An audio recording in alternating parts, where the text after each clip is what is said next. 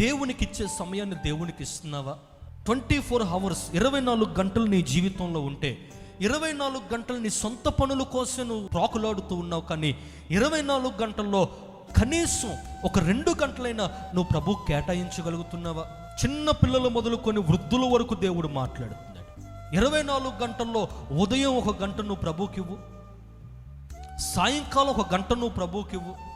నీ జీవితం ఎంత ఆశీర్వదించబడుద్దో ఆ తర్వాత నువ్వే చూదువుగాక. ఎంత అభివృద్ధిలోకి నువ్వు వస్తావు.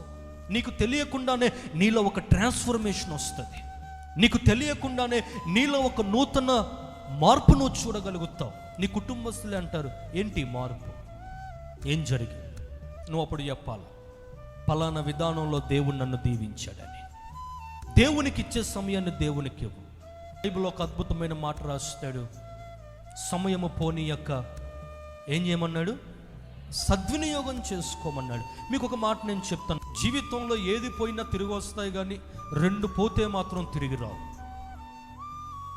ఈ 2 నువ్వు తలకిందులు చేసినా ఆ 2 నువ్వు మరలా తెచ్చుకోలేవు. నీ జీవితం అన్నీ నువ్వు తెచ్చుకోవచ్చు, ఏది పోగొట్టుకున్నా మరలా నీ జీవితంలో తిరిగి వస్తుంది. కానీ ఈ 2 నేను చెప్పబోయే ఈ 2 విషయాలు మాత్రం నీ జీవితంలో పోతే రానివి ఉన్నాయి. పోతే తిరిగి రానివి ఏంటో తెలుసా? ఒకటి సమయం. సమయం పోతే తిరిగి రాదు. రెండవది ప్రాణం పోతే తిరిగి రాదు. అందుకే దేవుడు అన్నాడు, సమయాన్ని నువ్వు సద్వినియోగం చేసుకోవాలి. నీలో నీ నాసికా రంధ్రంలో జీవం ఉన్నప్పుడే నువ్వు దేవుని కోసం వాడబడాలి. చాలా జాగ్రత్తగా టైం మెయింటైనింగ్ చేసుకోవాలి. నువ్వు సమయానికి మించి ఏ పని చేసినా నష్టపోతావు. సమయానికి మించి ఎవరితో మాట్లాడినా నష్టపోతావు. సమయానికి మించి ఎక్కడైనా కూర్చున్నా నష్టపోతావు. సమయానికి మించి ఏదైనా పని చేసినా నష్టపోతావు.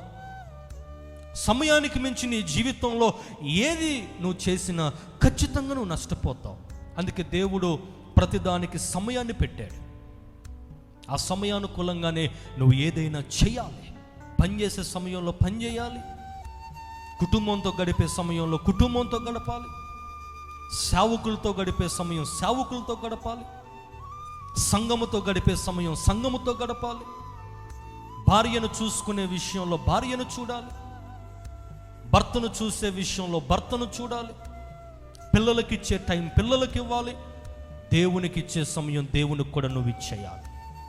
చదువుకునే సమయంలో చదువుకోవాలి. ఈ లోకంలో ఉత్తమమైంది ఏంటో తెలుసా? Do you know what is best? Listening the word of God.